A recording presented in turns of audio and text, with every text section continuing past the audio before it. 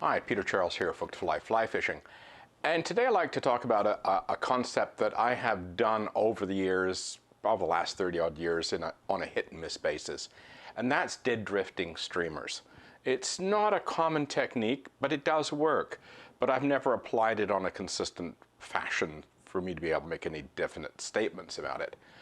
But I have had some notable successes. One case, I had a very bad tangle in my running line, so my full sink shooting head was just dead drifting along with the brown trout weimer that was on the end of it. So that weimer was just tumbling in the current. I had a 5-pound black buffalo sucker hoover it up. Quite a surprise when I brought the line tight and there was this big sucker on the end. So, even coarse fish will take a dead drifted streamer. It makes sense. I mean, there's probably all sorts of dead minnows floating along the bottom of the river, so it makes sense that fish get used to slurping these up. I've also had carp take streamers on the dead drops. I'm counting it down in deeper water and carp picks it up. Smallmouth bass do it all the time. So I'm going to be producing a fly tomorrow.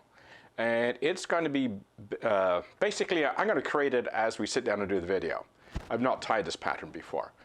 And what I'm expecting this fly to do is to look good, dead drifted, and when we swing it out. Because what I think we'll see happen is that streamer dead drifts down the river, and then when it comes tight at the end of the dead drift portion and starts to swing and lift, that's when fish will hit it. I've had that experience, slightly different situation. I was having a lot of problems not getting hookups with brown trout, hitting streamers but not hooking up. And I figured what they were doing like a stun strike. They were bang, hit the streamer, come around and then slurp it up. And so I tried that, and as soon I'd be stripping the streamer in, and as soon as I'd get a hit, but I wouldn't feel any weight on it, I'd let go of the line. And then I'd recover the line, put in a couple of strips. Bam, the fish would be on. So this idea of taking a dead drifting streamer pattern, I think as long as it's reasonably realistic, I think it's a viable technique. So I'm going to tie the fly tomorrow. It's going to be, as I say, we'll create it as we go. And then as soon as we, the season opens up and the weather improves, I'll get out there and give it a try.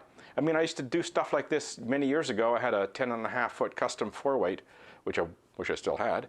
And I used to do stuff like this, and then I sort of forgot about it. So getting into contact nymphing again, I'm thinking, well, let's get back to that contact streamer stuff as well. Anyway, stay tuned tomorrow and see what this thing ends up looking like. Cheers.